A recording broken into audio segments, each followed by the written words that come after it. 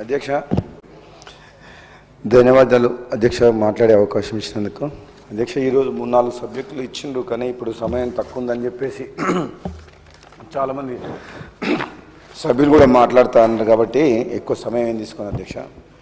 అధ్యక్ష, ముఖ్యంగా ఈరోజు ఉన్న సబ్జెక్ట్స్లో ఈ స్కూల్ ఎడ్యుకేషన్ గురించి అధ్యక్ష. ఎడ్యుకేషన్ సిస్టమ్ మీద ఇప్పుడు ముఖ్యమంత్రి గారు పోర్ట్ఫోలియో కూడా తనకే ఉంది కాబట్టి ఈ విద్యా వ్యవస్థలో సమూలమైన మార్పులు తీసుకొస్తేందుకు ప్రయత్నాలు జరుగుతున్నాయి అధ్యక్ష.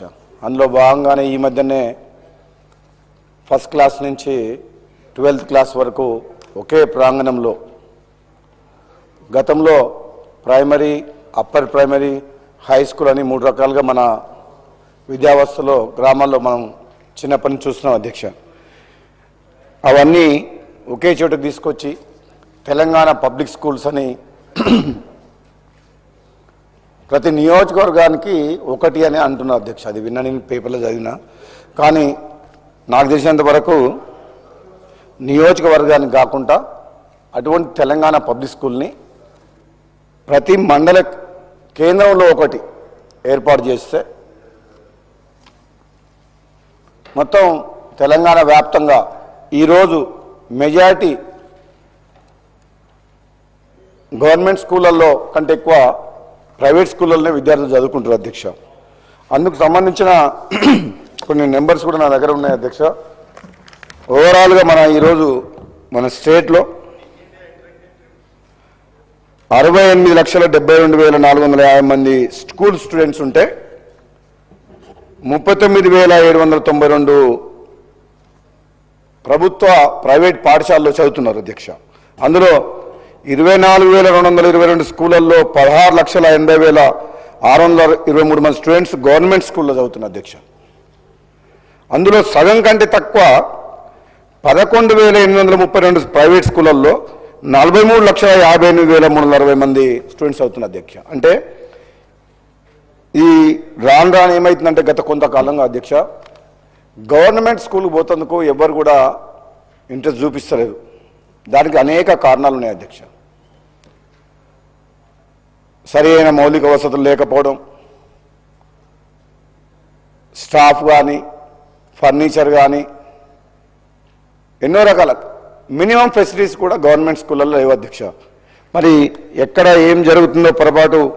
మరి గత ప్రభుత్వాలు ఎన్నో ప్రభుత్వాలు వచ్చిపోయినాయి. విద్య అనేది ఎంత ఇంపార్టెంట్ సబ్జెక్టు. నెంబర్ 1 విద్య, వైద్యం అనేది సమాజానికి మనకు 2 కళ్ళ లాంటివి. అటువంటి విద్యని మరి 80 సంవత్సరాల స్వాతంత్రం వచ్చిన తర్వాత కూడా ఈ రోజు కూడా అధ్యక్ష నా నియోజకవర్గంలో, మునుగోడు నియోజకవర్గంలో primary, upper primary, high schools కలిసి 330 స్కూల్స్ ఉన్నాయి అధ్యక్ష. మొత్తం స్టూడెంట్స్ 9,750 మంది స్టూడెంట్స్ ఉన్నారు అధ్యక్ష. అంటే యావరేజ్గా ప్రతి స్కూల్లో 30 మంది ఉన్నారు. చాలా బాధాకరం అధ్యక్ష.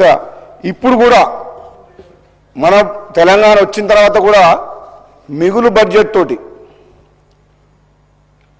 హైదరాబాద్ రాజధానిగా వచ్చిన తెలంగాణలో ధనిక రాష్ట్రం అనుకుని మనం చెప్పుకునే మనము ఈ తెలంగాణ వచ్చిన తర్వాత అన్ని రంగాల్లో పేదలకు న్యాయం జరుగుతుంది, ముఖ్యంగా విద్య, వైద్య విషయంలో పేదలందరికీ న్యాయం జరుగుతుందని చెప్పి భావిస్తున్న తరుణంలో గత ప్రభుత్వ 10 ఏళ్ల కాలంలో నిజంగా ఈ 2 విషయాల్ని గాలికి వదిలేసారు అధ్యక్ష.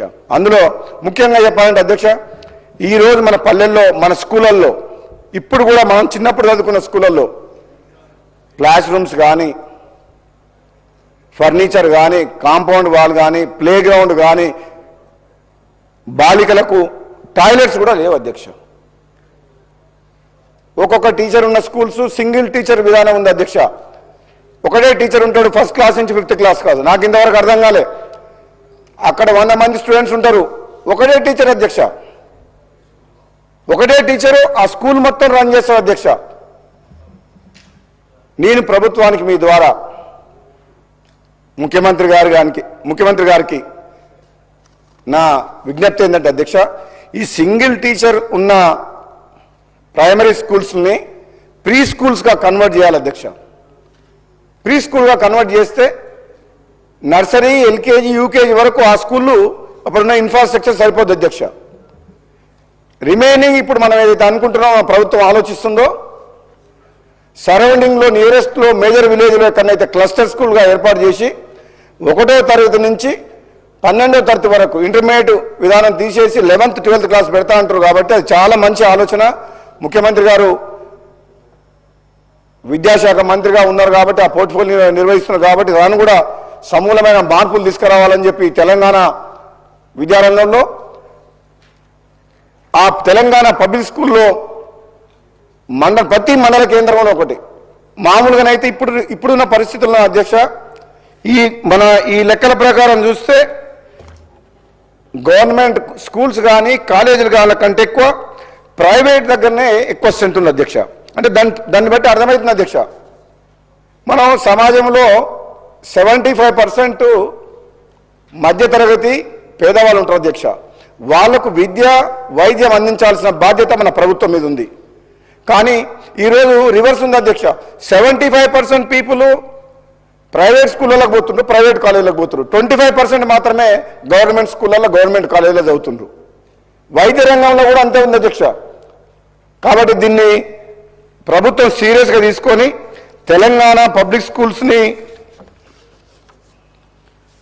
పెద్ద ఎత్తున ఒకటి కాదు మండలానికి ఒక 3-4 స్కూల్ చేసినా కానీ రాబోయే రోజుల్లో ప్రైవేట్ స్కూల్కు ఎవరు కూడా పంపారు అధ్యక్ష. కేవలం మన దగ్గర ఫెసిలిటీస్ లేవు, సరి అయిన బోధన లేదు, బిల్డింగ్స్ లేవు, అన్ని రకాలుగా పట్టించుకునే నాదులు లేడు ఈ గవర్నమెంట్ స్కూళ్ళల్లో అన్న ఉద్దేశంతో పేదవాళ్ళు వాళ్ళు ఎంత కష్టపడైనా సరే చుట్టుపక్కల గ్రామాల ప్రైవేట్ స్కూల్కి ఏదైనా మా మండల హెడ్ క్వార్టర్కు ఆటోలలో, బస్సులలో పంపిస్తున్నారు. కానీ గవర్నమెంట్ స్కూల్ ఊర్లోనే గవర్నమెంట్ స్కూల్ ఉంటుంది అధ్యక్ష, కానీ పిల్లల్ని పంపిస్తలేరు. నేను చాలా స్కూల్లో ట్రై చేసే స్కూల్ టీచర్స్ లేరు, స్టాఫ్ లేరు, క్లాస్ రూమ్స్ లేవు, బెంచెస్ లేవు. ఏం చేయలేక వాళ్ళు విలేజ్లోకి వెళ్ళి 12 కిలోమీటర్లు చిన్న చిన్న పిల్లల్ని పంపిస్తారు అధ్యక్ష. నేను మా మున్గోడు నియోజకవర్గం చూస్తే గవర్నమెంట్ స్కూల్లో 200-300 మంది హై స్కూల్లో ఉంటే అదే ప్రైవేట్ స్కూల్ ఉంటే 2000 మంది స్టూడెంట్స్ ఉంది అధ్యక్ష. అంటే దాని అర్థమైంది గవర్నమెంట్ స్కూళ్ళల్లో సరైన వసతులు లేవు, ఉన్నామా తిన్నామా తెల్లారిందా అన్నట్టే ఆ విధంగా నడుస్తుంది తప్పితే సీరియస్గా ఎడ్యుకేషన్ మీద గవర్నమెంట్ ఫోకస్ చేయాలి అధ్యక్ష. ఇప్పుడున్న పరిస్థితుల్లో ముఖ్యంగా మనం అన్ని సంక్షేమ పథకాలు పెడుతున్నాం, ఎన్నో రకాలుగా మనం పేదలకు అండగా ఉండాలనుకుంటాం. కానీ వాళ్ళకి విద్య విషయంలో మనం మొదటి నుంచే వాళ్ళ ఫౌండేషన్ స్ట్రాంగ్ చేస్తే, వాళ్ళ కాలం మీద వాళ్ళు నిలబడితే ఎక్కడైనా వాళ్ళు చదువుకొని ప్రపంచవ్యాప్తంగా ఉద్యోగాలు, వ్యాపారాలు ఏదో ఒకటి చేసుకొని బతారు అధ్యక్ష. ఒక వీక్ ఫౌండేషన్ ఉంటుంది. మనం మంచి ఎడ్యుకేషన్ ఇవ్వకపోతే, క్వాలిటీ ఎడ్యుకేషన్ ఇవ్వకపోతే చిన్నప్పటి నుంచి వాళ్ళకు స్పోర్ట్స్లో కూడా, గేమ్స్లో కూడా ఒక ఫిజికల్ ఫిట్నెస్ కూడా ఇంపార్టెంట్. కాబట్టి వాటి మీద మనం ఫోకస్ చేయాలి అధ్యక్ష. అదేవిధంగా అధ్యక్ష హాస్టల్స్ విషయానికి వస్తే అధ్యక్ష, ఉదాహరణకు మా మున్గోడు నియోజకవర్గంలో 18 హాస్టల్స్ ఉన్నాయి అధ్యక్ష. KGBV girls hostels 6, BC residential Mahatma Jyotirao Phule girls hostel 1, boys 1, minority residential school boys hostel 1, ST residential hostel 1, SC residential school girls 1, boys 1, 2, Telangana residential general Choutuppal అంటే మీకు తెలుసు అధ్యక్ష సర్వెల్, ఇది మనం ఉమ్మడి ఆంధ్రప్రదేశ్లో 1970s పివి నరసింహారావు ఆధ్వర్యంలో అప్పటి ముఖ్యమంత్రి గారు ఆధ్వర్యంలో పెట్టిన సర్వెల్ స్కూల్ అందరికీ తెలుసు. అదేవిధంగా తెలంగాణ మోడల్ స్కూల్ ఎడ్యుకేషన్ అని చెప్పి 4 ఇలా 18 అధ్యక్ష. ఎంత బాధాకరమైన విషయం అంటే అధ్యక్ష, నేను ఆల్మోస్ట్ అన్ని ఒకదాని తర్వాత 18 హాస్టల్స్ పోయినా అధ్యక్ష. పర్సనల్గా విజిట్ చేసిన హాస్టల్లో ఫెసిలిటీస్ ఎట్లున్నాయి. ఒక్కొక్క రెసిడెన్షియల్ హాస్టల్లో గర్ల్స్ బాయ్స్ దాంట్లో 300 to 400 మధ్యన ఉన్నారు అధ్యక్ష. అంటే అక్కడ పోయినప్పుడు నిజంగా కేజీబీబీ మరి కూడా ఫస్ట్ నేను విజిట్ చేసిన అధ్యక్ష, 360 మంది గర్ల్స్ ఉంటే 8 బాత్రూమ్లు 8 లాట్రిన్లు ఉన్నాయి అధ్యక్ష. వాళ్ళు నాతో మాట్లాడడం ఏంటంటే గర్ల్స్ మాట్లాడుకుంటా 3 hours మేము లైన్లో నిలబడాలి సార్. మాకు సరిగా నీళ్ళు రావు, డ్రైనేజ్ సిస్టమ్ కరెక్ట్ లేదు, మీ 360 మంది గర్ల్స్ ఉన్నాం, ఈ బాత్రూమ్ల పరిస్థితి ఇది, ఈ లాట్రిన్ల పరిస్థితి అంటే నాకు ఆశ్చర్యం అనిపించింది. ఆ పిల్లలు వాళ్ళ తల్లిదండ్రులకు ఏం చెప్పుకోలేకపోతున్నట్టుండ్రు. వాళ్ళ కళ్ళలో నీళ్ళు చూసిన అధ్యక్ష నేను. డైనింగ్ హాల్ లేదు, కిచెన్ సరిగా లేదు, టాయిలెట్స్ లేవు, డ్రైనేజ్ సిస్టమ్ లేదు. డార్మెటరీ ఏదైతే డార్మెటరీ ఉందో అదే క్లాస్ రూమ్ డే టైంలో, నైట్ టైంలో డార్మెటరీ. ఫ్యాన్స్ లేవు, ఫర్నిచర్ లేదు, మెష్ లేదు, దోమలు ఉన్నాయి, గ్రౌండ్ లేదు, ఇక చెప్పుకుంటూ పోతే నేను చెక్ లిస్ట్ తయారు చేసిన అధ్యక్ష. ఒక 15 రకాల సమస్యలు ఏదైతే ఉండాలనో గర్ల్స్, పేద తల్లిదండ్రులు, కూలికో 4కో బయటోళ్ళు, వ్యవసాయ కూలీలో చిన్న చిన్న ఉద్యోగాలు చేసుకునే వాళ్ళు పిల్లల్ని హాస్టల్లో మన గవర్నమెంట్ మన మీద నమ్మకంతో వేసిపోయిండు. నిజంగా అక్కడ హాస్టల్ వాడేనడితే నాకేం తెలియదు అంటది. 360 మంది ఉన్న హాస్టల్లో ఒక కుటుంబంలో మన పిల్లల్ని 2 పిల్లలు ఉంటే భార్యాభర్తలు నాకు ఎంత అలర్ట్గా ఉండి వాళ్ళని మానిటరింగ్ చేస్తాం అధ్యక్ష. 360 మెంబర్స్ గర్ల్స్ ఉంటే వాళ్ళని పట్టించుకునే నాదుడే లేదు. మన గవర్నమెంట్ మెస్ ఛార్జీలు 40% పెంచింది, కానీ మానిటరింగ్ లేకపోవడం వల్ల క్వాలిటీ పెరగలే. వాళ్ళు ఏమంటారు, పని చేయమంటే నేను అందరిని పిలిచి మాట్లాడినా, మాకు 9,500 రూపాయలు శాలరీ ఉంది, మాకు సరిపోవట్లేదు, మేము ఇన్ని గంటలు పని చేస్తున్నాం, మా శాలరీ 9,500 సార్ మాకు వచ్చేది నెలకు అని చెప్పి ఆ మహిళలు, వంటగదిలో పనిచేసేటోళ్ళు, అసిస్టెంట్స్, స్వీపర్స్ మినిమం మాకు 15,000 శాలరీ ఇప్పియండి అంటున్నారు అధ్యక్ష. మరి అటువంటి స్టూడెంట్స్ని మనము, ముఖ్యంగా గర్ల్స్ని టేక్ కేర్ చేయాలంటే వాళ్ళే సంతోషంగా లేనప్పుడు వాళ్ళు ఏం సర్వీస్ చేస్తారు అధ్యక్ష. కాబట్టి ప్రభుత్వం రెసిడెన్షియల్ హాస్టల్స్ విషయంలో మా దగ్గరనే 18 ఉన్నాయంటే ఓవరాల్గా నాకు తెలిసి ఒక్కొక్క నియోజకవర్గానికి 17-18 హాస్టల్స్ ఉన్నాయంటే దాదాపు 1800 ఉంటాయి అధ్యక్ష. దాదాపు 10 లక్షల మంది స్టూడెంట్స్ ఉండే అవకాశం ఉంది అధ్యక్ష. ఈ రకంగా ఈ రోజున్న విద్యా వ్యవస్థలో అన్నిటికంటే ఇంపార్టెంట్ అధ్యక్ష మన పిల్లల ఆరోగ్యం, వాళ్ళ చదువు, వాళ్ళ పోషకాహారం విషయంలో ఈ ప్రభుత్వం పేద విద్యార్థుల విషయంలో ఎఫోర్డబిలిటీ ఎంతమందికి ఉందో అధ్యక్ష, నాకు తెలిసినంత వరకు ఈ కార్పొరేట్ హాస్పిటల్ల, కార్పొరేట్ స్కూల్లో చదువుకునే స్తోమత, తల్లిదండ్రులకు చదివించే స్తోమత ఓ 10 to 15%, మ్యాక్సిమం 25%, అంతకంటే ఎక్కువ ఉండరు అధ్యక్ష. మరి ఆ 75% పేద కుటుంబాలకు, పిల్లలకు ఈ చదువు అందించాల్సిన బాధ్యత ప్రభుత్వం మీద ఉంది అధ్యక్ష. ఇది మరి ఈసారి బడ్జెట్లో మన ఫైనాన్స్ మినిస్టర్ గారు బట్టి విక్రమార్క గారు మరి నాకు తెలిసిన ఇన్ఫర్మేషన్ ఏంటంటే ఓవరాల్గా 3,24,000 కోట్ల బడ్జెట్లో నెంబర్ 1 ప్రయారిటీ చేయాల్సిన విద్యకు అత్యంత తక్కువ, అంటే 29 రాష్ట్రాల్లో తక్కువ బడ్జెట్ కేటాయించిన విద్య కేటాయించిన స్టేట్ తెలంగాణ స్టేట్ అధ్యక్ష. 8.2% పెట్టిందంట. 8.2%. నేను అదే అంటున్నా అధ్యక్ష, ఎందుకో ఎక్కడనో పొరపాటు జరుగుతుంది. 80 ఏళ్ల స్వాతంత్రం వచ్చిన తర్వాత ప్రభుత్వ బడులు, ప్రభుత్వ ఆసుపత్రుల్లో మన పిల్లలు చదువుకునే పరిస్థితి, పేదలు హాస్పిటల్ పోయే పరిస్థితి లేదు అనే విషయం మన అందరికీ తెలుసు అధ్యక్ష. ఎంత పేదవారైనా సరే, ఆస్తులు అమ్ముకునైనా సరే, ఆపద వస్తే, ఆరోగ్యం ఖరాబ్ అయితే ప్రైవేట్ హాస్పిటల్ పోతున్నారు, కానీ అదే గవర్నమెంట్ హాస్పిటల్ పోవాలంటే గత్యంతరం లేని తప్పనిసరి పరిస్థితులు పోతున్నారు తప్పితే నిజంగా వాళ్లకు 100% క్వాలిటీ ట్రీట్మెంట్ దొరుకుతుంది, ప్రాణాలు కాపాడుకుంటామన్న నమ్మకం మాత్రం ఇప్పటికి కూడా మన ప్రభుత్వం కల్పించలేకపోయింది. మా చౌటుప్పల్ హాస్పిటల్ అధ్యక్ష ఎవరు డాక్టర్లు ఉన్నాయి అధ్యక్ష, దాంట్లో పనిచేసే గవర్నమెంట్ డాక్టర్లే ప్రైవేట్ క్లినిక్లు ఉన్నాయి వాళ్ళకు.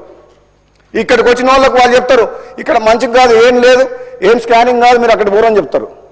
మరి ఏం చట్టమో, గవర్నమెంట్ హాస్పిటల్లో పని చేసుకుంటా, గవర్నమెంట్ జీతం తీసుకుంటా, మళ్ళీ ప్రైవేట్గా వాళ్ళు ఈ విధంగా ప్రభుత్వం, నేను చెప్తున్న అధ్యక్ష, 2.5 సంవత్సరాలు అయింది మన కాంగ్రెస్ పార్టీ ప్రభుత్వం వచ్చి, ప్రజాప్రభుత్వం. గత ప్రభుత్వం ఎన్నో ఆశలు లేపింది. తెలంగాణ ఇచ్చిన కాంగ్రెస్ పార్టీ కాదని కేసీఆర్ గారి మాటలు నమ్మి 2 సార్లు ఓటేసి గెలిపిస్తే, కానీ ఏ ఒక్కరి జీవితాల్లో, పేద ప్రజల జీవితాల్లో మార్పు మాత్రం రాలేదు అధ్యక్ష.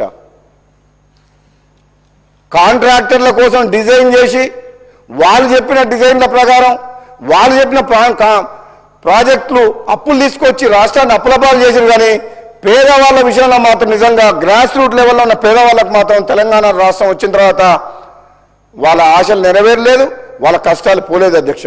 కాబట్టి అధ్యక్ష, ఈ విషయంలో మీ ద్వారా గౌరవ ముఖ్యమంత్రి గారికి ఈ విద్యా వ్యవస్థ మీద ఇంకా సమయం కేటాయించి గ్రాస్ రూట్ లెవెల్లో జరుగుతున్న మన కార్యక్రమాలని మానిటరింగ్ సిస్టమ్ కూడా ఉండాలి అధ్యక్ష. మానిటరింగ్ లేకపోతే మనం ఎంత డబ్బు ఖర్చు పెట్టినా గవర్నమెంట్ కింద పేదలకు అందుతుందా, స్టూడెంట్స్ కానీ వాళ్ళంతా కరెక్ట్గా మానిటరింగ్ చేస్తుందా అనే సిస్టమ్ లేకపోతే అది కింద దాకా చేరాదు అధ్యక్ష. కాబట్టి అదొక్కటి చేయాలని మీ ద్వారా ప్రభుత్వాన్ని కోరుకుంటూ, మన ఉప ముఖ్యమంత్రి బట్టి విక్రమార్క గారికి కూడా, ఫైనాన్స్ మినిస్టర్ గారు కూడా ఇంకా మరొకసారి ఆలోచన చేయండి. ఎప్పటికైనా ఈ రోజు కాదు, మా నియోజకవర్గం మధ్యలో కావచ్చు, తెలంగాణ మొత్తంలో గ్రామీణ ప్రాంతాల్లో ఉన్న ప్రభుత్వ బడుల పరిస్థితి భయంకరంగా ఉంది. మనం వెంటనే దీని మీద చర్యలు తీసుకొని వీలైనంత ఎక్కువ బడ్జెట్ కేటాయించి పేదలకు అండగా ఉండి వాళ్ళ పిల్లల చదువు విషయంలో, రెసిడెన్షియల్ హాస్టల్ విషయంలో మెరుగైన సౌకర్యాలు కల్పించాలి అధ్యక్ష. ఎందుకంటే పిల్లల్ని మన మీద బాధ్యతతోటి పేద తల్లిదండ్రులు అప్పచెప్పి వెళ్ళిపోతుండ్రు. కానీ అక్కడ భయంకరమైన పరిస్థితుల అధ్యక్ష, నేను చెప్పిన స్కూల్లో నాకు బాగా అనిపించి, మా తల్లిగారి పేరు మీద కోమటిరెడ్డి సుశీలమ్మ ఫౌండేషన్ పేరు మీద వెంటనే నేను కస్తూరిబా స్కూల్కి ఇంజనీర్లు పంపించి, మా స్టాఫ్ని పంపించి దాదాపు 2.5 కోట్లు ఖర్చు పెట్టి క్లాస్ రూమ్స్, 30 బాత్రూమ్లు, 30 లాట్రిన్లు, డైనింగ్ హాలు ఇవన్నీ ఒక స్కూల్ కట్టగలిగిన అధ్యక్ష. 100% ఏదైతే చెక్ లిస్ట్ తయారు చేసినామో ఒక 90 డేస్ ప్రోగ్రాంలో ఆ స్కూల్ని కంప్లీట్ చేయించినాం అధ్యక్ష. అదేవిధంగా నేను బట్టి విక్రమార్క గారికి ప్రత్యేకంగా నేను విజ్ఞప్తి చేస్తున్నా అధ్యక్ష, ఎడ్యుకేషన్ విషయంలో ముఖ్యంగా రెసిడెన్షియల్ హాస్టల్స్ ఉండే పిల్లల విషయంలో అన్ని రకాల సదుపాయం కానీ, బాలికల వసతిలో ముఖ్యంగా టాయిలెట్స్ల విషయంలో కానీ, వాళ్ళు తీసుకునే ఆహార నాణ్యత విషయంలో కానీ ప్రత్యేకమైన నిధులు కేటాయించాలి. వెంటనే ఇమీడియట్గా వార్ ఫుడ్ బేసిస్లో రాష్ట్రంలో ఉన్న రెసిడెన్షియల్ హాస్టల్స్ అన్నిటి మీద ఒక ప్రత్యేకమైన ఒక వ్యవస్థను ఏర్పాటు చేసి, ఎందుకంటే అధ్యక్ష డబ్బులతో నేను చెప్పిన 90 డేస్లోనే అన్ని ప్రోగ్రామ్ చేసిన అధ్యక్ష ఒక దాంట్లో, ఇంకా 17 హాస్టల్స్ మేము చేయాలి అధ్యక్ష. అదేవిధంగా అధ్యక్ష, మరొకసారి మీ ద్వారా ఈ పేద విద్యార్థుల కోసం అన్ని కులాల వారికి మెరిట్ స్టూడెంట్స్ని ఒక ఇంటర్నేషనల్ స్టాండర్డ్స్లో పెద్ద ఎత్తున మనము కార్యక్రమం చేపట్టి వాళ్ళని ముందుకు తీసుకుపోవాలని చెప్పి గౌరవ ముఖ్యమంత్రి రేవంత్ రెడ్డి గారి నాయకత్వంలో బట్టి విక్రమార్క గారు, ఉప ముఖ్యమంత్రి గారు కలిసి ఇంటిగ్రేటెడ్ రెసిడెన్షియల్ స్కూల్స్ ఏదైతే తీసుకొచ్చారో అధ్యక్ష, అది చాలా గొప్ప పథకం. దాదాపు 200 కోట్ల రూపాయలతోటి 20 ఎకరాలలో రాష్ట్ర వ్యాప్తంగా 100 నియోజకవర్గాల్లో 100 స్కూళ్ళు, అంటే దాదాపు ఒక స్కూల్లో 2500 మంది స్టూడెంట్స్, అంటే కొన్ని బాలుగా కొన్ని బాలికై దాదాపు 2,50,000 మంది బాల బాలికలకు ఒక అంతర్జాతీయ ప్రమాణంతో ఇంటిగ్రేటెడ్ స్కూల్స్ నిర్మాణం చేపట్టడం అనేది ఇది నిజంగా ఒక చరిత్రలో మిగిలిపోయే నిర్ణయం అధ్యక్ష. ఇది బహుశా దేశ చరిత్రలో కూడా ఏ రాష్ట్రంలో కూడా ఒకేసారి ఇంత పెద్ద ఎత్తున పేద విద్యార్థుల కోసం ఇటువంటి కార్యక్రమాన్ని చేపట్టడం మాత్రం నిజంగా అభినందనీయం, ప్రశంసనీయం. మీ ద్వారా ప్రభుత్వానికి, ముఖ్యమంత్రి గారికి, మన ఉప ముఖ్యమంత్రి గారికి నేను ఒక శాసనసభ్యునిగా మా నియోజకవర్గానికి కూడా మున్గోడు నియోజకవర్గానికి కూడా 200 కోట్లతోటి స్కూల్ శంకుస్థాపన చేయడం జరిగింది. చాలా సంతోషంగా ఉన్నారు అధ్యక్ష. ఇటువంటి స్కూల్ ఒకవేళ వచ్చిన తర్వాత కంప్లీట్ రాబోయే రోజుల్లో కంప్లీట్ అయితే మాత్రం నిజంగా ఇటువంటి చిన్న చిన్న హాస్టల్స్ ఏదైనా ఉంటే ఇప్పుడు మనం ఏదైతే మాట్లాడుకున్నామో 100 బాలులకు 100 బాలికలకు ఇస్తే అధ్యక్ష ఈ చిన్న చిన్న హాస్టల్స్ అవసరం లేదు పడదావచ్చు. ఎందుకంటే ఇప్పుడు ఈ చిన్న చిన్న హాస్టల్స్ మెయింటైన్ చేయాలంటే కూడా కష్టమవుతుంది. కాబట్టి అదొక మంచి కార్యక్రమం అధ్యక్ష. ఆ విషయంలో నిజంగా ప్రభుత్వాన్ని నిజంగా అభినందిస్తున్న అధ్యక్ష. మంచి కార్యక్రమం అధ్యక్ష. అదేవిధంగా అధ్యక్ష మీకు తెలుసు మా ఉత్తమ్ కుమార్ రెడ్డి గారు సోదరులు పక్కన ఉన్నారు. అయిపోయింది. ఇది ఇంపార్టెన్స్ అధ్యక్ష. అదే అండి అది కూడా ఉన్నారు. ఇంకో ఆయన పెద్ద సోదరుడు అధ్యక్ష, రెండో సోదరుడు మా ఎల్డర్ బ్రదర్ ఉత్తమ్ కుమార్ రెడ్డి గారు. ఇద్దరు సోదరులు ఉన్న అధ్యక్ష ముందుగా ఉన్నారు. గతంలో తెలంగాణ రాకముందుకు మా జిల్లా సోదరులు చెప్తున్నా, మీరు రాష్ట్ర సోదరులు, మా జిల్లా సోదరులు ఈరోజు అధ్యక్ష తెలంగాణ రాకముందుకు కాంగ్రెస్ పార్టీ ఎంతో ఆలోచన చేసి కాంగ్రెస్ ప్రభుత్వం ఉన్నప్పుడు ఎన్నో ప్రాజెక్టుల రూపకల్పన చేసి ఎన్నో లక్షల ఎకరాలకు తక్కువ ఖర్చుతో నిలిచింది అధ్యక్ష కాంగ్రెస్ పార్టీ ప్రభుత్వం ఉమ్మడి ఆంధ్రప్రదేశ్లో. కానీ తెలంగాణ వచ్చిన తర్వాత మీకు తెలుసు, నేను ఎక్కువ డీటెయిల్స్ పోను. ఎందుకు డీటెయిల్స్ పోనంటే గత 2.5 సంవత్సరాల నుంచి ఈ అసెంబ్లీ వేదికగా బయట ప్రాజెక్టుల పేరు మీద రీడిజైన్ పేరు మీద లక్షల కోట్ల అప్పు చేసి అనవసరంగా ఈ రాష్ట్రాన్ని అప్పుల పాలు ఏ విధంగా చేసిండ్రో గతంలో పరిపాలించిన బీఆర్ఎస్ పార్టీ కేసీఆర్ ప్రభుత్వం మనందరం కూడా విన్నాం. 100 సార్లు 1000 సార్లు చర్చించుకున్నాం. అందుకని నేను ప్రత్యేకంగా ఈసారి దాని గురించి ఎక్కువ డీటెయిల్స్గా పోను అధ్యక్ష. ఎందుకంటే సేమ్ సబ్జెక్టు ముఖ్యమంత్రి గారు, మన ఇరిగేషన్ మినిస్టర్ గారు, ఉత్తమ్ కుమార్ రెడ్డి గారు ఎన్నో సందర్భాల్లో వాళ్ళు చేసిన నిర్వాహకం ఏంది, తుమ్మిడి దగ్గర కట్టాల్సిన ప్రాణహిత జగన్ల ప్రాజెక్టుని కేవలం కాంట్రాక్టర్ల కోసం ఇంజనీర్లు చెప్పినా వినకుండా కేసీఆర్ ఒక ఇంజనీర్ లాగా మారి మేడిగడ్డకు స్థలానికి బ్యారేజీని మార్చి అది కూలిపోయి సుందిల్ల అన్నారం సీపేజ్ అయి ఏ విధంగా 1,00,000 కోట్ల రూపాయలు నీటి పాలు చేసినో మనందరికీ తెలిసిన విషయమే అధ్యక్ష. అందులో డీటెయిల్గా పోను. వాళ్ళు తీసుకున్న నిర్ణయాల వల్ల ఇదే రాష్ట్రమే అప్పుల పాలైంది అధ్యక్ష.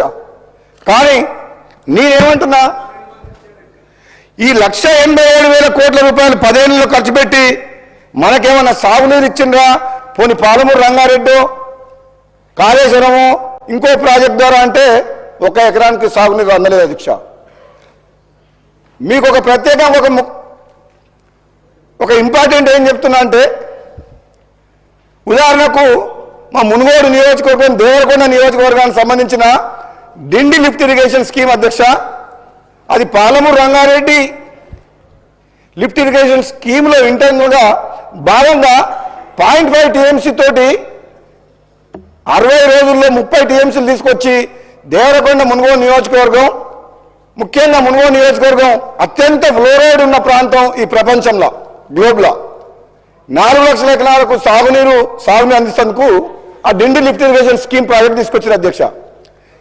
కేసీఆర్ హడావుడిగా వచ్చి మా మునుగోడులో శివనగూడెం రిజర్వాయర్కు 10 సంవత్సరాల ముందే కూర్చొని 2 సంవత్సరాలు కంప్లీట్ చేస్తా అని చెప్పింది అధ్యక్ష. ఆశ్చర్యం ఏంటంటే ఈ ప్రపంచంలో కూడా ఎక్కడ జరగకుండా అధ్యక్ష, ల్యాండ్ ఎక్విజిషన్ చేయకుండా, రైతుల భూములు సేకరించకుండా, R&R చేయకుండా మొత్తం గ్రామాల్లో ఉన్న పేదల్ని రైతుల్ని ఇబ్బంది పెట్టి బలవంతంగా పోలీసులను పెట్టి లాక్కొని టెండర్లు పిలిచి కాంట్రాక్టర్లకు మేలు చేసేందుకు రిజర్వాయర్లని దాదాపు కంప్లీట్ చేసిన అధ్యక్ష. 5,000 కోట్ల రూపాయలు ఇప్పటికి ఖర్చు పెట్టారు డిండి లిఫ్ట్ ఇరిగేషన్ స్కీమ్లా. గొప్ప విషయం ఏంటంటే ఈ రిజర్వాయర్లని కంప్లీట్ చేసింది దాదాపు, కానీ హెడ్ వర్క్స్ ఎక్కడికి వెళ్ళి అయితే నీళ్ళు తీసుకురావాలనో, మరి సోర్స్ తీసుకునే వాటర్ నార్లాపూరా, ఏదులనా, ఒట్టెమా, కర్వేలనా, ఎక్కడి నుంచి నీళ్ళు తీసుకురావాలనో డిసైడ్ చేయాలి అధ్యక్ష. ఇంత మహానుభావుడు గొప్ప మనిషి అంటే కేసీఆర్ గారు 5,000 కోట్లు హైయెస్ట్ రేట్ ఆఫ్ ఇంట్రెస్ట్కు బ్యాంకుల నుంచి అప్పులు తీసుకొచ్చి కాంట్రాక్టర్లకు డబ్బులు ఇచ్చి రిజర్వాయర్లు కంప్లీట్ చేసి, కానీ నీళ్ళు ఎక్కడికి వెళ్ళి తీసుకురావాలనో డిసైడ్ చేయలేదు. ఆ పనులు హెడ్ వర్క్స్ స్టార్ట్ కాలేదు. కాంగ్రెస్ పార్టీ ప్రభుత్వం వచ్చిన తర్వాత ఈ ప్రభుత్వం ఎంతో ఆలోచించి ఇరిగేషన్ శాఖ మంత్రి ఉత్తమ్ కుమార్ రెడ్డి గారి నాయకత్వంలో మా అందరి కోరిక మేరకు ఈ ప్రజాధనం వృధా చేసి ఈ ప్రాంత ప్రజల కష్టాలు కూడా పోలేదు, మీరు వెంటనే చర్యలు చేపట్టాలంటే ఉత్తమ్ కుమార్ రెడ్డి గారు చొరవ తీసుకొని ప్రత్యేకంగా ఒక నల్లగొండ జిల్లా వాసిగా, మాజీ పార్లమెంట్ సభ్యునిగా, జిల్లా మంత్రిగా, ఇరిగేషన్ శాఖ మంత్రులుగా పట్టుబట్టి క్యాబినెట్ మీటింగ్లో ఒక 6-7 గంటల పాటు డిస్కస్ చేసి ఏదో నుంచి వాటర్ టన్నల్ ద్వారా 16 కిలోమీటర్ టన్నల్ ద్వారా తీసుకొచ్చి దాదాపు 4 లక్షల ఎకరాలకు ఆయకట్టుకు నీరు అందించాలని చెప్పి ప్రయత్నం మొదలుపెట్టిన అధ్యక్ష. మీ ద్వారా ముఖ్యమంత్రి గారిని, ఉత్తమ్ కుమార్ రెడ్డి గారిని, అలాగే ఆర్థిక శాఖ మంత్రి బట్టి విక్రమార్క గారిని ప్రత్యేకంగా నేను ఒక విజ్ఞప్తి చేస్తున్నా అధ్యక్ష. రిజర్వాయర్లు భూములు సాక్రిఫైస్ చేసిన రైతులు రిజర్వాయర్లు కంప్లీట్ అయినాయి, కానీ కాలువ పనులు కాలేదు, హెడ్ వర్క్ స్టార్ట్ కాలేదు, కెనాల్స్ తోమలేదు. రిజర్వాయర్ కంప్లీట్ చేస్తే పొలాలకు నీళ్ళు ఎట్లు వస్తాయి అధ్యక్ష? కాలువలు తోమాలి, డిస్ట్రిబ్యూటర్ తోమాలి, హెడ్ వర్క్స్ కంప్లీట్ కావాలి. కానీ ఈ రోజు వరకు కూడా నత్తనడక నడుస్తుంది అధ్యక్ష పనులు. కాంట్రాక్టర్లు బిల్లులు లేవని చెప్పి ఎప్పుడు అడిగినా పనులన్నీ ఆపేసారు అధ్యక్ష. ప్రస్తుతానికి డిండి లిఫ్ట్ ఇరిగేషన్ స్కీమ్ వర్క్స్ మొత్తం ఆగిపోయినాయి అధ్యక్ష. చెప్తా, నాకేం భయం లేదు. అధ్యక్ష ఏమంటారు అంటే, నేను అధికార పార్టీ ఎమ్మెల్యేకి ఒక మాట చెప్తున్నా బాధతోటి అధ్యక్ష. కేవలం మంత్రుల నియోజకవర్గంలో, ముఖ్యమంత్రి నియోజకవర్గంలో కాంట్రాక్టర్లు పనిచేస్తున్నారు, వాళ్ళు బిల్లు వస్తున్నాయి, కానీ ఎమ్మెల్యేల నియోజకవర్గంలో మాత్రం బిల్లులు రావడం లేదు అధ్యక్ష. ఇది ఎందుకు? ఎమ్మెల్యే లేకుంటేనే ముఖ్యమంత్రి, మంత్రులు ఉన్నారు అధ్యక్ష. ఈ ప్రభుత్వం ఉందా? ఈ ఎమ్మెల్యేలు అందరూ కలిస్తేనే ప్రభుత్వం గవర్నమెంట్ ఫామ్ అయింది. గవర్నమెంట్ ఫామ్ అయితేనే ముఖ్యమంత్రి, మంత్రులు. మంత్రుల జుట్టు అడుక్కోవాల్సిన పరిస్థితి, ముఖ్యమంత్రి దగ్గర బిల్లు కోసం పోవాల్సిన పరిస్థితి ఏంటి అధ్యక్ష? ఇది చాలా బాధాకరం. ఎమ్మెల్యేలకు ప్రయారిటీ ఇవ్వాలి. ఏదైతే మీరు టాప్ ప్రయారిటీలో మీరు అధ్యక్ష, గతంలో కేసీఆర్ గారు కానీ, వాళ్ళ ప్రభుత్వం కానీ, హరీష్ రావు గారు కానీ ఎప్పుడు కూడా ఉత్తమ్ కుమార్ రెడ్డి గారు ఏదైతే పనిచేసే విధానం ఉందో, ప్రభుత్వ సొమ్ము, ప్రజల సొమ్ము, ₹1 వృధా కాకుండా, అవినీతి జరగకుండా ఈ కాంగ్రెస్ పార్టీ ప్రజాప్రభుత్వంలో పెట్టే ప్రతి పైసా ఎంత వీలైనంత త్వరగా ఆల్మోస్ట్ కంప్లీటెడ్ ప్రాజెక్ట్స్ మీద ఖర్చు పెట్టి రైతులకు నీళ్ళు ఇవ్వాలని చెప్పి A category, B1 category, B2 category divide చేసి ఒక పద్ధతిగా బడ్జెట్, ఒక పద్ధతిగా ఈ మనం ఇరిగేషన్ ప్రాజెక్ట్స్ విషయంలో ఒక స్ట్రీమ్లైన్ చేయగలిగింది అధ్యక్ష. అధ్యక్ష, స్ట్రీమ్లైన్ అంటే ఇది మామూలు స్ట్రీమ్లైన్ చేస్తానికి ఎందుకు టైం పడుతుందంటే, బీఆర్ఎస్ ప్రభుత్వం కానీ, ఒక నియంత్రణగా పరిపాలించిన కేసీఆర్ గారు, వాళ్ళ ప్రభుత్వం, వాళ్ళ మంత్రులు చేసిన విధ్వంసం మామూలు విధ్వంసం కాదు అధ్యక్ష. దేశంలో కూడా ఏ ప్రభుత్వం ప్రజాస్వామ్యంలో ఈ విధమైన నిర్ణయాలు తీసుకొని, వాళ్ళకి ఎట్లా కరెక్ట్ అనిపిస్తే అట్లా నిర్ణయాలు తీసుకొని రాష్ట్రాన్ని, ఆర్థిక పరిస్థితిని మొత్తం భయంకరంగా, అధ్వానంగా, సంక్షోభంలో నెట్టే విధంగా వాళ్ళ నిర్ణయాలు ఉన్నాయి అధ్యక్ష. కానీ గవర్నమెంట్ వచ్చింది, బాధ్యత ఉంది. కాంగ్రెస్ పార్టీ తెలంగాణ ఇచ్చింది, కాంగ్రెస్ పార్టీ పేదల పార్టీ, ప్రజల పార్టీ, ఈ ప్రజాప్రభుత్వం ఏ విధంగా సరే ఇచ్చిన మాట కట్టుబడి ఈ పేదలకు అండగా ఉండాలి, ఇచ్చిన హామీ నెరవేర్చాలన్న సంకల్పంతో ముందుకు పోతుంది. కానీ నిజంగా ఇది ఒక ముళ్ళ కురీటం లాంటి ఇటువంటి సిచ్యువేషన్ అధ్యక్ష. ఈరోజు మన బడ్జెట్ వాళ్ళు చేసిన అప్పులకు మిత్తి అసలు కట్టుకుంటూ సంక్షేమ పథకాలను కొనసాగిస్తూ మళ్ళీ ఆర్థిక పరిస్థితిని గాడిలో పెట్టాల్సిన అవసరం ఉంది అధ్యక్ష. ఇది మామూలు విషయం కాదు. కానీ ఒకటే నేను ఉత్తమ్ కుమార్ రెడ్డి గారిని అడుగుతున్నా, కాళేశ్వరం ప్రాజెక్టు 1,00,000 కోట్ల ప్రాజెక్టు 3 సంవత్సరాల కంప్లీట్ చేసిన అధ్యక్ష. అదే కాళేశ్వరం కంటే ముందు 10 ఏళ్ల కంటే ముందు స్టార్ట్ చేసిన Palamuru Rangareddy lift irrigation scheme మా డిండికి మాత్రం డబ్బులు లేవు, ప్రాజెక్టు కంప్లీట్ కాలేదు. మరి అది ఎట్లా కంప్లీట్ అయింది, ఇది ఎట్లా కంప్లీట్ కాలేదు? మరి ఈ ప్రాజెక్టులో పాలమూరు రంగారెడ్డి, ఈ ప్రాంత ప్రజలు, నల్గొండ ప్రజలు, మునుగోడు ప్రజలు, దేవరకొండ ప్రజలు ఏం అన్యాయం చేసిండ్రు, ఏ పాపం చేసిండ్రు? తెలంగాణ ఉద్యమం లేరా? తెలంగాణ కోసం కోమటిరెడ్డి వెంకటరెడ్డి గారు మంత్రి పదవినే త్యాగం చేసిండ్రు. పార్లమెంట్ సభ్యులుగా నేను పార్లమెంట్లో కొట్లాడి తెలంగాణ తీసుకొచ్చినాం. మరి ఈ ప్రాంతానికి అన్యాయం జరుగుతుంటే శాసనసభ్యునిగా మాట్లాడాల్సిన బాధ్యత నా మీద ఉంది అధ్యక్ష. ఈ ప్రాంతంలో ప్రాజెక్టుల పేరు మీద వివక్ష, నార్త్ తెలంగాణ ఒకటి, సౌత్ తెలంగాణ ఒకటి, మహబూబ్ నగర్ అని, నల్లగొండ అని చెప్పి మాట్లాడడం కరెక్ట్ కాదు అధ్యక్ష. దేవరకొండ నియోజకవర్గం, మున్గోడు నియోజకవర్గం, ముఖ్యంగా మున్గోడు నియోజకవర్గం ఉన్న ఫ్లోరైడ్ ప్రపంచంలో ఎక్కడ లేదు అధ్యక్ష. తాగునీరు, సాగునీళ్ళల్లో మొత్తం మనుషులను చూస్తే అర్థమవుతుంది అధ్యక్ష. మరి అటువంటి నియోజకవర్గం గత కొన్నేళ్లుగా నిర్లక్ష్యానికి, అభివృద్ధికి నోచుకోకుండా ఉన్నది. కాబట్టి మరి ఈరోజు ఉత్తమ్ కుమార్ రెడ్డి గారు ప్రత్యేకంగా శ్రద్ధ తీసుకొని ఈ ప్రాజెక్టులను కంప్లీట్ చేస్తారని చెప్పి నేను మీ ద్వారా ముఖ్యంగా బట్టి విక్రమార్క గారి అధ్యక్ష, ఆయన ఖమ్మం జిల్లా 3 మంత్రులు ఉంది అధ్యక్ష, 3 అధ్యక్ష. ఏమొచ్చినా అక్కడికే పోతున్నాయి అంటారు బయట టాకు. ఏదొచ్చినా అధ్యక్ష అనే ఏదొచ్చినా అంటే మేము అధ్యక్ష ఒక మాట అధ్యక్ష, ఈ తెలంగాణ ఉద్యమం నడిచింది 60 ఏళ్ల పోరాటం ఈ తెలంగాణ ప్రజల ఆత్మగౌరవం కోసం. తెలంగాణ ప్రజలు కోరుకుంది ఆకలినైనా తట్టుకుంటారు, ఆకలినైనా చంపుకుంటారు, ఆకలికైనా ఓర్చుకుంటారు, కానీ ఆత్మ గౌరవం కోసం బతుకుతారు అని చెప్పి ఈ తెలంగాణ ఉద్యమం నడిచింది అధ్యక్ష. మేము శాసనసభ్యులం ఎంతో మంది తెలంగాణ ఉద్యమం ఉన్నప్పుడు మా సొంత పార్టీని ఎదిరించి కూడా పార్లమెంట్లో తెలంగాణ గొంతు వినిపించి తెలంగాణ తీసుకొచ్చినాం అధ్యక్ష. మాకుండదా అధ్యక్ష? మమ్మల్ని ఎన్నుకున్న ప్రజలు, మాకు ఓటేసి గెలిపించిన ప్రజలు, ఎంపీగా ఎమ్మెల్యేగా గెలిపించినప్పుడు వాళ్ళు అడుగుతుంటే వాళ్ళకు న్యాయం చేయాల్సిన బాధ్యత శాసనసభ్యునిగా నా మీద ఉండదా అధ్యక్ష? ముఖ్యమంత్రి గారు పదే చెప్తున్నారు, నన్ను కొడంగల్ ప్రజలు గెలిపిస్తే నేను ముఖ్యమంత్రి అయినా కొడంగల్ చేసుకుంటా అన్నప్పుడు ఒక శాసనసభ్యునిగా రాజగోపాల్ రెడ్డికి కూడా ఆ ప్రాంత ప్రజలకు న్యాయం చేయాల్సిన బాధ్యత నాకుంది కదా అధ్యక్ష. నేను అదే అడుగుతున్నా అధ్యక్ష. మన ఉత్తమ్ కుమార్ రెడ్డి గారు lift irrigation schemes full Huzur Nagar మొత్తం, హుజూర్ నగర్ లో ఎకరా భూమికి సాగునీరు అధ్యక్ష.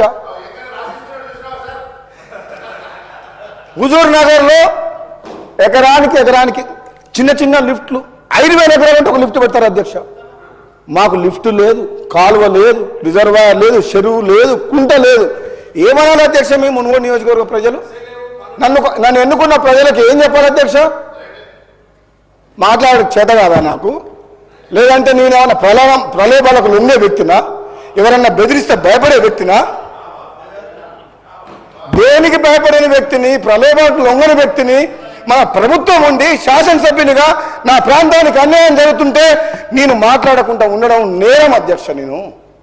ఒకవేళ నేను ఆ ప్రాంత ప్రజలకు న్యాయం చేయలేనప్పుడు ఈ పదవిలో ఉండడానికి అనర్హుని అధ్యక్ష. నేను 2.5 సంవత్సరాలు అయింది అధ్యక్ష. ఇది ఒక్కరోజు కాదు, 2.5 సంవత్సరాలు అయింది అధ్యక్ష. 2.5 సంవత్సరాలతోటి 2.5 సంవత్సరాల నుంచి బాధపడుతూ మనోవేదన చెందుతూ ఈరోజు అవకాశం వచ్చినప్పుడు మాట్లాడుతున్నా. ఇప్పటికైనా ప్రభుత్వం ఉత్తమ్ కుమార్ రెడ్డి గారు ప్రభుత్వం చేసే విషయంలో మంచి పనులు చేసి ప్రభుత్వం చేసే విషయంలో మా బట్టి గారు మిమ్మల్ని మెచ్చుకుంటున్నాం. మీరు తొందర మీరేం మాకు ఒకటే అధ్యక్ష, राजगोपाल रेड्डी साहब తెలంగాణ ప్రభుత్వం राजगोपाल रेड्डी साहब 1 मिनट में कंप्लीट करिए. ఒకటి అయిపోగా ఆర్ఎన్బి సబ్జెక్టు. తెలంగాణ ప్రభుత్వం ఇది ప్రజా ప్రభుత్వం. ముఖ్యమంత్రి గౌరవ ముఖ్యమంత్రి రేవంత్ రెడ్డి గారి నాయకత్వంలో, బట్టి విక్రమార్క గారి నాయకత్వంలో ప్రాంతాల మీద, నియోజకవర్గాల మీద వివక్ష చూపకండి. అందరిని సమానంగా చూడండి. అందరూ మీ పిల్లలు అనుకోండి, మీ తమ్ముళ్ళు అనుకోండి, వాళ్ళు కూడా తెలంగాణ ప్రజలే అనుకోని అన్ని నియోజకవర్గ వాళ్ళ మీద శ్రద్ధ పెట్టి ప్రయారిటీ బేసిస్లో ఇంపార్టెన్స్ చూసి ఎక్కడైతే కరువు ఉందో, పీడిత ఉందో అక్కడ మీరు కాన్సన్ట్రేట్ చేసి అభివృద్ధికి నిధులు ఇచ్చి పనులు ఆగకుండా చేయమని చెప్పి మీ ద్వారా ప్రభుత్వాన్ని కోరుతున్నా అధ్యక్ష. అధ్యక్ష లాస్ట్ అధ్యక్షగా అన్నిటికంటే నాకేం అవసరం లేదు అధ్యక్ష. అధ్యక్ష లేదు పద్రమింది అధ్యక్ష. బ్రహ్మాండంగా ఈ ప్రభుత్వం గత ప్రభుత్వం కంటే 1000 రెట్లు పారదర్శకంగా నిజాయితీగా పనిచేస్తుంది అధ్యక్ష. అందులో ఎటువంటి అనుమానం లేదు. కాంగ్రెస్ పార్టీ ప్రభుత్వం వచ్చిన తర్వాత రాష్ట్రంలో ఆర్థిక క్రమశిక్షణ కానీ నిర్ణయాలు కానీ లేదు. వెంకన్న కరెక్ట్ చెప్పిన సోదరుడు వెంకటరెడ్డి గారు చెప్పడం, ఆయన బ్రాహ్మణ వెల్లంలో ఉదయ సముద్రం ప్రాజెక్టు ఆ రోజు వైఎస్ రాజశేఖర రెడ్డి గారిని ఒప్పించి నాకు మంత్రి పదవి లేకున్నా పర్వాలేదు ఉదయ సముద్రం ప్రాజెక్టు ఇచ్చి నల్గొండ, మునుగోడు, నకరికల్ నియోజకవర్గాలకు 1,00,000 ఎకరాలకు సాగునీరు కావాలని 714 కోట్లతోటి ఉదయ సముద్రం ప్రాజెక్టు ఆనాడు వైఎస్ రాజశేఖర రెడ్డి గారితో శాంక్షన్ చేసిన అధ్యక్ష. 2004 to 2014 రాజశేఖర రెడ్డి గారు చనిపోయిన తర్వాత కూడా ఉద్యమ సమయంలో కూడా 90% వర్క్ కంప్లీట్ చేసిన అధ్యక్ష కాంగ్రెస్ పార్టీ ప్రభుత్వం. కానీ 2014 నుంచి 24 వరకు ఉన్న టీఆర్ఎస్ ప్రభుత్వము 10% వర్క్ కంప్లీట్ చేయకపోవడం వల్ల మన కాంగ్రెస్ పార్టీ వచ్చిన తర్వాత రిజర్వాయర్లకు ముఖ్యమంత్రి గారి చేతుల మీదుగా సోదరుడు వెంకటరెడ్డి గారు, మన ఇరిగేషన్ మంత్రి గారు సోదరులు ఉత్తమ్ కుమార్ రెడ్డి గారు, బట్టి గారు అందరూ వచ్చి ఆ రిజర్వాయర్ నింపిన అధ్యక్ష. మీ ద్వారా మీకు కోరుకునేది ఏంటంటే ఉదయ సంవత్సరం ప్రాజెక్టు కంప్లీట్ అయ్యి రిజర్వాయర్ కంప్లీట్ అయింది, కానీ కాలువలు కంప్లీట్ కాలేదు, పొలాలకు నీళ్ళు రావట్లేదు. ల్యాండ్ ఎక్విజిషన్ R&R పేమెంట్ లేదు, కెనాలకు టెండర్లు పిలవలేదు, పనులు కాలేదు. ఇప్పుడు సంవత్సరం అయింది అడుగుతున్నారు. కాబట్టి తొందరగా ఉత్తమ్ కుమార్ రెడ్డి గారిని మీ ద్వారా ఏంటంటే ఉదయ సముద్రం ప్రాజెక్టు సంబంధించిన కాలువలు కంప్లీట్ చేసి, ల్యాండ్ ఎక్విజిషన్ కంప్లీట్ చేసి, నిధులు ఇచ్చి 1,00,000 ఎకరాలకు మునుగోడు, నకరికల్, నల్గొండ నియోజకవర్గాలకు వెంటనే నీళ్ళు ఇవ్వాలని చెప్పేసి మీరు ఏ కేటగిరీలో పెట్టుకోలేదు. మంత్రి గారు ఉత్తమ్ కుమార్ రెడ్డి గారు ఏ కేటగిరీలో ఉదయ సముద్రం లేదు, దయచేసి దాన్ని ఏ కేటగిరీలో చేర్చాలని చెప్పి మీ ద్వారా అధ్యక్ష నేను మంత్రి గారిని కోరుకుంటున్నాను అధ్యక్ష. ఇక లాస్ట్ పాయింట్ అధ్యక్ష, 1 minute అంతే, ఓన్లీ 1 minute లాస్ట్. ఇది ఫైనల్గా మా సోదరుడు వెంకటరెడ్డి గారి R&B శాఖకు సంబంధించిన అధ్యక్ష, మన తెలంగాణ రాష్ట్రంలో నేషనల్ హైవే 5,000 కిలోమీటర్లు, R&B 30,000 కిలోమీటర్లు, పంచాయతీరాజ్ 70,000 కిలోమీటర్లు, అర్బన్ రోడ్స్ దాదాపు 10,000 కిలోమీటర్లు ఉన్నాయి అధ్యక్ష. అర్బన్ రోడ్స్ అంటే మన హైదరాబాద్ సిటీలో మున్సిపాలిటీలు అన్నీ కలిపి. ఈ మధ్యన ఒక మంచి పథకం ద్వారా హ్యామ్ రోడ్స్ అని తీసుకొచ్చిన అధ్యక్ష మన ప్రభుత్వం సోదరుడు వెంకటరెడ్డి గారు నాయకత్వంలో హ్యామ్ రోడ్స్ అని చెప్పి హైబ్రిడ్ అన్విటీ మోడల్లో జనరల్గా national highway authority of India వాళ్ళు టెండర్లు పిలిచారు అధ్యక్ష. హ్యామ్ రోడ్స్ దాదాపు ఈ మధ్యన ఈ హ్యామ్ రోడ్స్ ఒక 34 ప్యాకేజీలు దాదాపు 5-6 వేల కిలోమీటర్లు టెండర్లు పిలిచిన అధ్యక్ష. నేను మీ ద్వారా ప్రభుత్వానికి సూచన చేయదలుచుకున్న అధ్యక్ష ఈ విషయంలో. ఈ జనరల్గా R&B రోడ్స్ హ్యామ్ రోడ్లు పిలిచినప్పుడు ఆ కనెక్టివిటీ విషయంలో కొంచెం జాగ్రత్తగా ఉండాలి అధ్యక్ష. ఎందుకంటే ఈ జిల్లా నుంచి మండలాలకు ఉండాల్సిన ఈ R&B రోడ్ల విషయంలో కొన్ని రోడ్లు మీరు అన్నిటికన్నా ఇంపార్టెంట్ సబ్జెక్ట్ ఉంది అధ్యక్ష. కొన్ని రోడ్లు ఇంపార్టెంట్ రోడ్లల్లో ఒకప్పుడు చేసిన రోడ్లు కాబట్టి బ్లైండ్ టర్నింగ్స్ ఉంటాయి అధ్యక్ష, బ్లాక్ స్పాట్స్. ఇప్పుడు హ్యామ్ రోడ్ పిలిచినప్పుడు ఇన్ని ప్యాకేజ్ పిలిచినప్పుడు ఎక్కడ కూడా మీరు ల్యాండ్ ఎక్వేషన్ పెట్టలేదు. ల్యాండ్ ఎక్వేషను మీరు 7 metre road Nalgonda to Choutuppal via Munugode పోతుంది. 7 మీటర్ 10 మీటర్ చేస్తుండ్రు. చాలా ఊర్లునే మధ్యన, ఆ ఊర్లలో ఇండ్లు పోతాయి. ఎక్స్ట్రా ల్యాండ్ తీసుకోవాలి. ఆర్ఓడబ్ల్యూ రైట్ ఆఫ్ వే అని ఆర్ఓడబ్ల్యూ మీరు డిక్లేర్ చేసేసిండ్రు ఆర్ఓడబ్ల్యూ లోపల. కానీ ఆర్ఓడబ్ల్యూ చేసిన దగ్గర బ్లైండ్ టర్నింగ్స్ ఉన్న దగ్గర ఇటుపక్క అటుపక్క పొలాలు ఉంటాయి. ఇప్పుడు మనం దాన్ని ఇప్పుడు ఇంత హ్యామ్ రోడ్లు చేసేటప్పుడు జియోమెట్రికల్ డెవలప్మెంట్ అనేది ఇంప్రూవ్మెంట్స్ అనేది చేయాల్సిన అవసరం ఉంది. జియోమెట్రికల్ ఇంప్రూవ్మెంట్ చేయకుండా హ్యామ్ రోడ్స్ ఎట్లా ఇస్తున్నామంటే ఎగ్జిక్యూషన్ ప్లస్ 15 years మళ్ళీ మెయింటెనెన్స్ కూడా పెడుతున్నాం దాంట్లో. ఇప్పుడు ఇంత కష్టపడి వేల కోట్ల రూపాయలు ఖర్చు పెట్టినప్పుడు యాక్సిడెంట్ స్పాట్స్ని గుర్తించి కొన్ని 100 యాక్సిడెంట్ స్పాట్స్ ఉంటాయి అధ్యక్ష. నా నియోజకవర్గంలో ఒక 100 బ్లాక్ స్పాట్స్ ఉన్నాయి. ఇప్పుడు నువ్వు ఇన్ని వేల కోట్లు ఖర్చు పెడుతున్నావు, నువ్వు బ్లైండ్ టర్నింగ్స్ స్ట్రేట్ చేయాలి. ఒకప్పుడు వేసిన రోడ్లనే ఇప్పుడు వేస్తున్నావు. ఇప్పుడు స్ట్రేట్ చేయాలంటే ఆ రైతులు ఒప్పుకోరు. నీకు ఆర్ఓడబ్ల్యూ డిసైడ్ అయిపోయింది రైట్ ఆఫ్ వే ఇంతే, అందులో అదే రోడ్లకి వెళ్ళి చేసుకుంటూ పోతాడు. ఇప్పుడు మనం దాన్ని స్ట్రేట్ చేయాలి, జియోమెట్రిక్ ఇంప్రూవ్మెంట్ చేయాలి. కాకపోతే అధ్యక్ష ఇది చాలా రోడ్ అధ్యక్ష ఒక్కడే నిమిషం అయిపోయింది లాస్ట్ 1 minute అధ్యక్ష. ఇది రోడ్ సేఫ్టీ అనేది నిన్న మీరు ఒక చూసిన అధ్యక్ష, ఒక్క నిమిషం మన దామోదర నరసింహ గారు ఒక్కటే నిమిషం అధ్యక్ష, చాలా important, very important subject road safety విషయంలో నేను ఈరోజు మార్నింగ్ పేపర్లో చదివిన అధ్యక్ష. సంగారెడ్డి దగ్గర ఒక ఈనాడు పేపర్లో పొద్దున వచ్చింది, అది 7 గంటలకు చదివిన అధ్యక్ష. ఒక యువతి ఒక మహిళ 2 పిల్లల్ని బలవంతంగా చంపి తన ఆత్మహత్య చేసుకుంది. కారణం ఏంటంటే తన భర్త కొద్ది కాలం క్రితం యాక్సిడెంట్లో చనిపోయాడు. ఈరోజు మార్నింగ్ పేపర్లో వచ్చింది అధ్యక్ష, చదివిన. అది ఎవరు తప్ప అధ్యక్ష? మనము 90% యాక్సిడెంట్స్ హ్యూమన్ ఎర్రర్ తోటే అవుతున్నాయి. హ్యూమన్ ఎర్రర్, తాగి డ్రైవింగ్ చేయడమా, హెల్మెట్ పెట్టుకోకపోవడమా, ర్యాష్ డ్రైవింగ్ చేయడమా, అటువంటి కారణాలతో. రెండో ఏంది, ఆ యాక్సిడెంట్స్కి అవకాశం ఇచ్చే విధంగా ఆ రోడ్స్ ఉండడము, కరెక్ట్ రోడ్స్ లేకపోవడం, స్పీడ్ బ్రేకర్ పెట్టడం, సిగ్నల్స్ పెట్టుకోవడం, ఇవన్నీ రకాలు. కాబట్టి సోదరుడు వెంకటరెడ్డి గారికి, మంత్రివర్యులకు మీ ద్వారా హ్యామ్ రోడ్స్లో సేఫ్టీ ఆస్పెక్ట్లా చేయబోయే హ్యామ్ రోడ్స్ మొత్తం 100% సేఫ్టీ ఆస్పెక్ట్కి తీసుకొచ్చిన తర్వాతనే ఆ కాంట్రాక్టర్తో ఒప్పందం చేయండి. ఇంకోటి అధ్యక్ష, ఈ హ్యామ్ రోడ్స్లో నేను ఒక స్టడీ చేసిన, ఇండిపెండెంట్ ఇంజనీర్స్ని ఫస్ట్ థర్డ్ పార్టీ కన్సల్టెంట్ని అపాయింట్ చేయాలి హ్యామ్ రోడ్స్ ఇవి. ఎందుకంటే నేను ఇన్ఫ్రాస్ట్రక్చర్ బ్యాక్గ్రౌండ్ నుంచి వచ్చినా కాబట్టి మా కంపెనీ పెద్ద రోడ్స్ చేసింది అధ్యక్ష. అరుణాచల్ ప్రదేశ్లో 250 కిలోమీటర్ రోడ్ చేసింది మా కంపెనీ. ఆ బ్యాక్గ్రౌండ్ నుంచి వచ్చినా కాబట్టి పెద్ద హ్యామ్ రోడ్స్కి ఏంటంటే ఇండిపెండెంట్ ఇంజనీర్స్ అని ఉంటారు, వాళ్ళని మనం ప్రభుత్వం అపాయింట్ చేయాలి థర్డ్ పార్టీ కన్సల్టెంట్ లాగా. అపాయింట్ చేసినప్పుడు ఏమవుతుందంటే అగ్రిమెంట్ అయ్యే లోపే వాళ్ళ ఇండిపెండెంట్ ఇంజనీర్ అపాయింట్ అయి ఉండాలి ఆ ప్రాజెక్ట్కి. అయితే ఏం చేస్తాడు, అగ్రిమెంట్ అయినప్పటి నుంచి ఆ కాంట్రాక్టర్ తోటి ఒక క్వాలిటీ రోడ్ని కన్స్ట్రక్షన్ చేయించే బాధ్యత, దాన్ని సర్టిఫై చేసి ఒక ప్రాజెక్ట్ మేనేజ్మెంట్ పిఎంసీ లాగా, ప్రాజెక్ట్ మేనేజ్మెంట్ కన్సల్టెన్సీ లాగా దగ్గరుండి కట్టించి ఆయన సర్టిఫై చేస్తే మనం పేమెంట్ ఇస్తాం. కాబట్టి ఈ హ్యామ్ రోడ్స్కు ఇమీడియట్గా మీరు టెండర్లు పిలిచి ఫస్ట్ ఇండిపెండెంట్ ఇంజనీర్లు అపాయింట్ చేయండి. ఆల్రెడీ మీరు టెండర్లు పిలిచిండ్రు, 34 ప్యాకేజ్ కాంట్రాక్టర్ టెండర్లు పార్టిసిపేట్ చేసిండ్రు. డబ్బులు గవర్నమెంట్ 40% ఇస్తే 60% వాళ్ళు ఇన్వెస్ట్మెంట్ చేయాలి. కాబట్టి హ్యామ్ రోడ్స్ విషయంలో మనం జాగ్రత్తగా లేకపోతే మీ ద్వారా మంత్రి గారికి సోదరు